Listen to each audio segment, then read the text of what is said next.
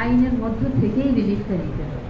আমরা যতই এদিক সেদিকে চেষ্টা করি না কেন, আমাদের ওই যে আপনারা বলেন না আইনের হাত অনেক লম্বা, এটা এত বেশি লম্বা নয় যে আইনের বাহিরে গিয়ে রিলিফ দেওয়া যাবে। এবং এই আইনের মধ্য থেকে রিলিফ দেওয়ার জন্য আপনাদের ভূমিকাটা সবচেয়ে বেশি থাকতে হবে। কোনো অনিয়মই ঠাঁই পাবে না যদি আপনাদের বার থেকে সবাই আপনারা সঠিক পথে থাকেন। আমরা ভিন্ন ভিন্ন জেলা থেকে আপনাদের এখানে আসি। আজকে আমার পাশে যারা উপবিষ্ট আছেন, আমার সহকর্মী বিচারক বৃন্দ, তাদেরকেও আমি কথা বলেছি যে আমাদের এই আইনজীবী সমিতির আইনজীবীরা হচ্ছে আমাদের প্রাণ। তাদেরকে সহায়তা নিয়েই আমাকে কাজ করতে হবে। বুঝবেন আইন তো বুঝবেন না কেন, সিনিয়র আইনজীবীরা আছেন, তাদের সহায়তা নেওয়া যাবে। আমি আমার চাকরি জীবনে এমনটা দেখি নাই যে একজন আইনজীবীকে যাকে আমার মনে হয়েছে তাকে আমি একটু জিজ্ঞাসা করি এই বিষয়টা কি হবে, তিনি আমাকে অনেস্ট অপিনিয়ন দেননি, এরকমটা আমি পাই। আমি একবার ওপেন এজলাসে একবার এক অ্যাডভোকেট সাহেবকে বললাম, আপনি যে পিটিশনটি দিয়েছেন আসলে কি এটি অ্যালাউয়েবল? বলে না স্যার।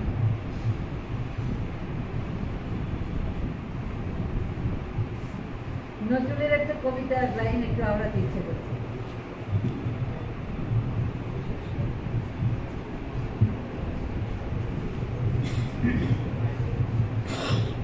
তোমাদের পানে চাহিয়া বন্ধু আর আমি জাগিব না, কোলাহল করি সারাদিন মান, কারো ধ্যান আর ভাঙিব না। নিশ্চল নিশ্চুপ আপনার মনে পুরিব একাকী গন্ধ বিধুর চুপ।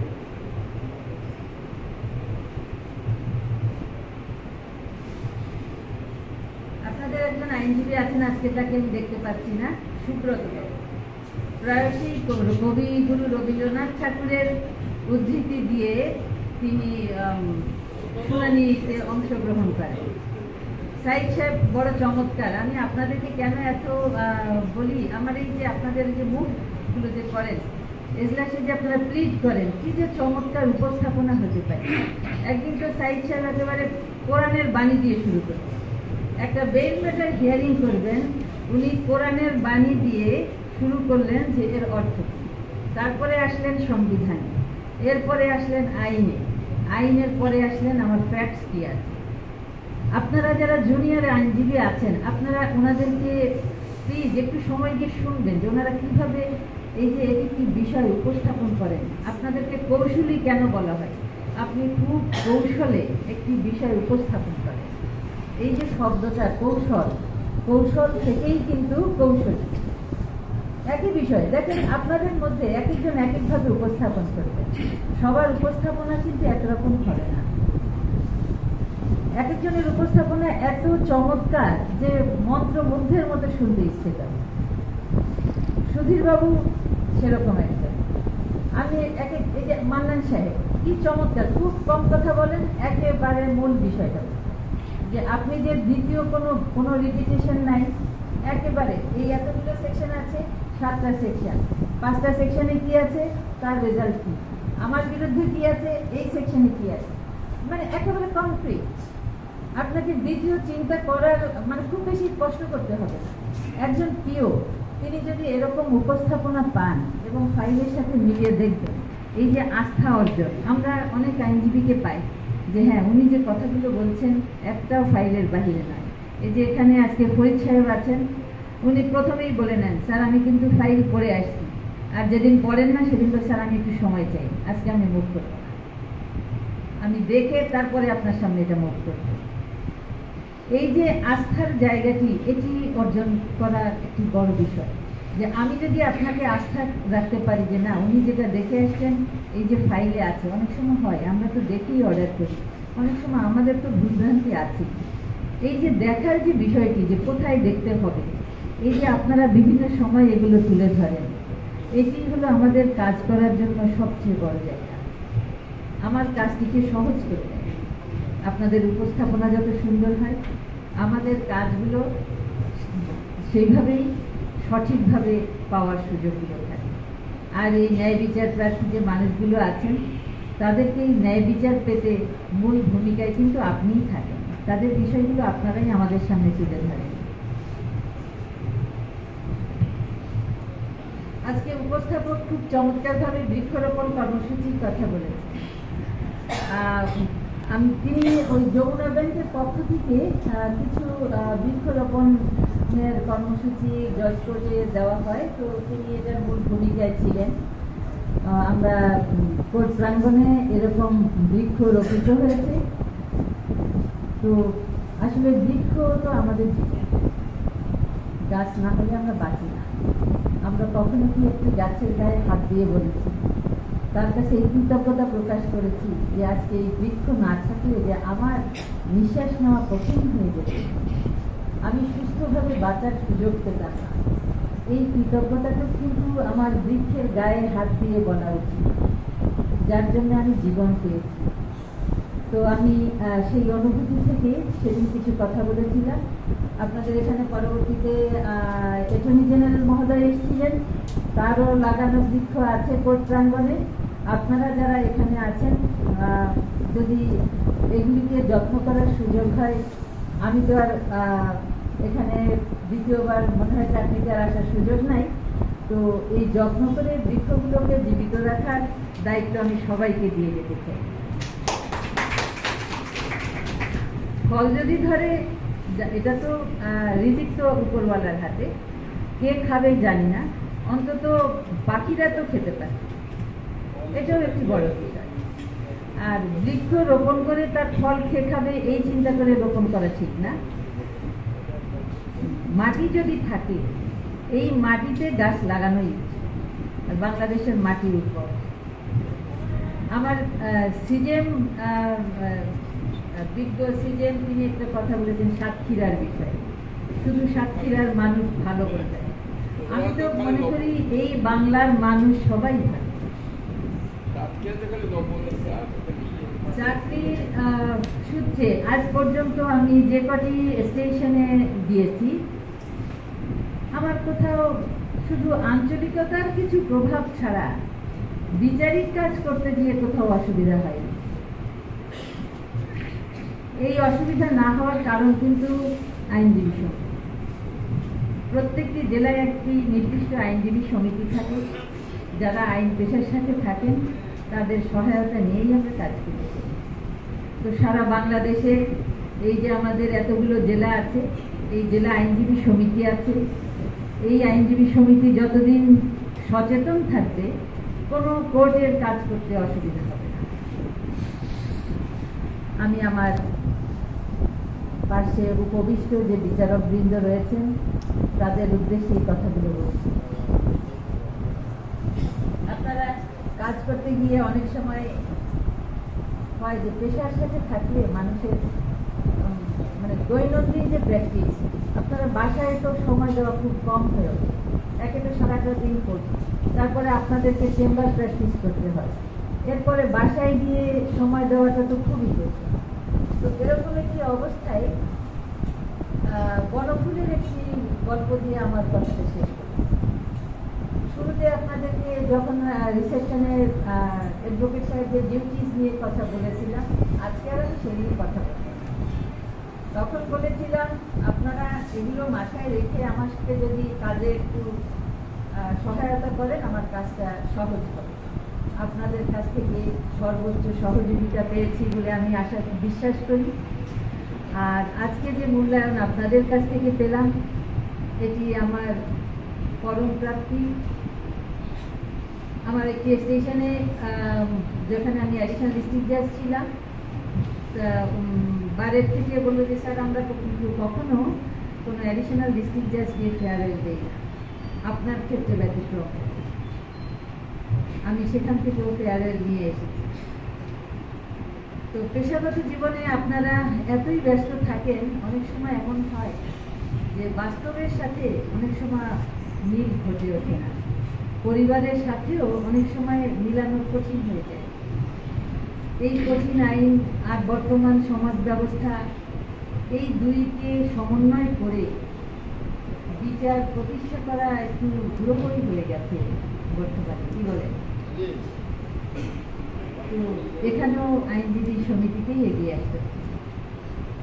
এই সমাজ ব্যবস্থাকে সঠিকভাবে পরিচালনা করার দায়িত্ব নিতে হবে, যেন আপনার ভবিষ্যৎ যারা উত্তরসূরি থাকবেন তারা সঠিকভাবে চলতে পারে। যে দায়িত্ব আপনি সংসারে পালন করেন, সমাজের প্রতিও এরকমই দায়িত্ব পালন করতে হবে। গোলাম মোহাম্মদ সাহেবের একটি কথা বলি, তিনি দৌলতপুর গিয়েছিলাম, একটি দায়িত্ব, একটি আলোচনা যখন করি, তিনি নিজে সহযোগে দায়িত্বটি নিয়ে বলেছিলেন যে আমি এটা করে দেবো। আমি দৌলতপুর চৌকি ভিজিট করতে গিয়ে দেখি সেখানে বিজ্ঞ আইনজীবীদের বসার ব্যবস্থা নেই। কোর্টের করিডোরে একটি টেবিলে তাদের ফাইলপত্র আছে। তো গোলাম মোহাম্মদ সাহেব এই বিষয়টিকে নিয়ে তিনি আইনজীবীদের বসার জন্য একটি ব্যবস্থা করে দিয়েছেন। এই যে কোনো কাজ করার ইচ্ছা থাকলে এটি যে কত সহজে করা যায়। আরো একটি বিষয় ছিল, আমার এই ইচ্ছা ছিল যে শেষের দিকে আমি আরেকবার দৌলতপুর ভিজিটে যাব, গোলাম মোহাম্মদ সাহেব সহ। আপনাদের দু একজনের সাথে আমি ইতিমধ্যে বিষয়টি নিয়ে আলোচনাও করেছি। যারা এই বিষয়টি নিয়ে জানেন তারা যে আবেদনটি করেছিলাম এটিকে এগিয়ে নিয়ে যাবেন। এটি দৌলতপুরে যারা আছেন তাদের বিচার, এই বিচার প্রার্থী যারা দৌলতপুরে আছেন তাদের জন্য এই কাজটুকু আপনাদের করা দরকার। সেখানে একটি টেম্পোরারি অ্যারেঞ্জমেন্টের বিষয়ে আমার কথা হয়েছে। এখানে সম্মানিত সভাপতি আছেন, বারের সাধারণ সম্পাদক আছেন, আমাদের টিপি সাহেব আছেন। আমি সবার সাথে বিষয়টি নিয়ে কথা বলেছি। আর আপনাদের জন্য তো অগ্রণী ভূমিকা পালন করার জন্য গোলাম মোহাম্মদ সাহেব আছেন। সমাজে সবাই কিন্তু এগিয়ে আসে না, দুই একজনই এগিয়ে আসে। তার এগিয়ে যাওয়াটা সফল হয় কখন? অন্যরা যখন তাকে সহায়তা করে। নেতা কিন্তু একজন থাকে, যে আজকে যেমন টিপি সাহেব বক্তৃতা দিলেন, নিশ্চয়ই বুঝতে পারছেন এই বক্তৃতা কিন্তু একদিনের নয়, উনি কোন পর্যায়ে এখন চলে আসছেন। তো এই নেতা আপনারা নিজেরা নির্বাচন করবেন এবং তাকে সহায়তা করবেন সমাজের ভালোর জন্য। এই সমাজ আমার, আপনার সকল, আপনার সন্তানরাই এই সমাজের। আপনাদেরকে অনেক সময় জামিন দিতে গিয়ে আমি জিজ্ঞাসা করেছিলাম আপনার আসামি কি করেন। আপনার সিওরিটিতে আমি একজনকে যখন জামিনে দিই, আমাকে চিন্তা করতে হয় আপনি তার সম্পর্কে কতটুকু জানেন। যাক, কোর্টের বিষয় নিয়ে আজকে আর আলোচনা না করি। গণফুলের এই যে মানুষের ভেতরের মন আর বাহিরের মন, পেশাজীবী সংগঠনে থাকলে এই যে পেশার প্রতি থাকতে থাকতে কি অবস্থা দাঁড়ায় তারই একটি প্রকৃষ্ট উদাহরণ এই প্রবন্ধের মধ্যে আছে। রামকিশোর বাবুর ভেতরের মনটা বহুকাল অবধি মৃতপ্রায়।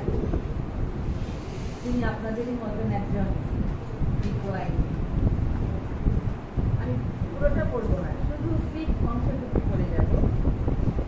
একবার রামকিশোর বাবুর নিকটে একজন আত্মীয় আসলেন, তার ক্লায়েন্ট পরামর্শ নিয়ে জিজ্ঞাসা করলেন, আপনি জানেন তো যে আমার কাছে পরামর্শ নিতে ফিস দিতে হবে? সে আমি জানি। ফিজের পরিমাণটা জানেন? বাবু আমি সেটা দিয়ে এসেছি, 32 টাকা।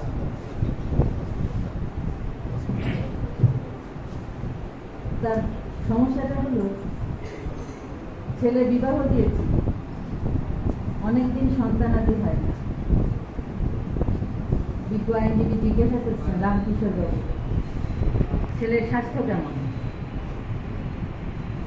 শুনে বললেন, ছেলে যখন স্বাস্থ্যবান তখন সে আবার স্বচ্ছন্দে বিয়ে করতে পারে, হিন্দু ল অনুসারে তাতে কোনো বাধা নেই। তো যিনি পরামর্শ নিতে আসছেন সে রইল।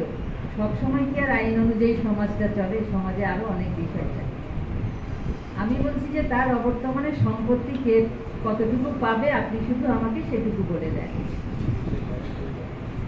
তো রামকিশোর বাবু অনেক বোঝানোর চেষ্টা করেও গড়গড় করে পরে বলে দিলেন সম্পত্তি কে কতটুকু পাবে। সব শেষে বললেন, শুনুন মশাই, ছেলেকে আবার দিয়ে দিন। বাজা বউ নিয়ে সংসারে সুখ হয় কি? ছেলে পিলে না থাকলে সংসার তো শ্মশান। আমি মশাই যেটা উচিত মনে করেছি তাই আপনাদের বললাম। আপনার সেন্টিমেন্টে যদি কোনো আঘাত লেগে থাকে আমাকে মাফ করবেন। পরামর্শ যিনি চাইতে আসছেন বলে, না না, কিছু মাত্র না, আপনি স্পষ্টবাদী লোক এবং মক্কেলের ঠিক সত্যিকার হিতৈষী, এই শুনেছি বলেই তো আপনার কাছে আসা। দুদিন পরে রামকিশোর বাবু বাড়িতে ফিরে গেলেন, গিয়ে দেখেন তার কন্যা বাক্স পেটরা নিয়ে তার বাসার সামনে বসে আছে। জিজ্ঞাসা করেন, শরীর তুই একা চলে এলি,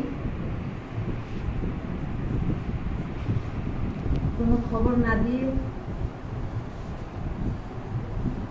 ও বাড়িতে থাকা আর পোষাবে না। কেন, কি ব্যাপার? রামকিশোর বাবু কন্যার ব্যবহারে ক্রমশই বিস্মিত হইতেছিলেন। পোষাবে না মানে? ওরা ছেলের আবার বিয়ে দিচ্ছে,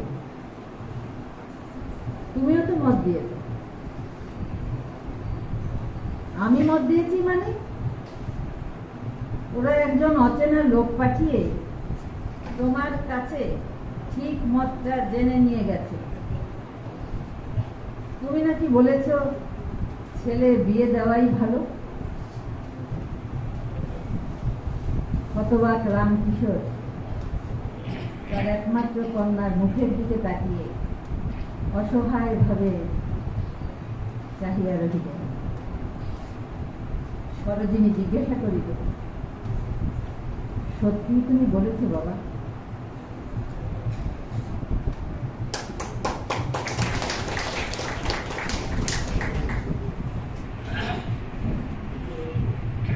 যে পেশার সাথে আজকে আপনারা আছেন অবশ্যই এই পেশাকে সম্মান জানাবেন।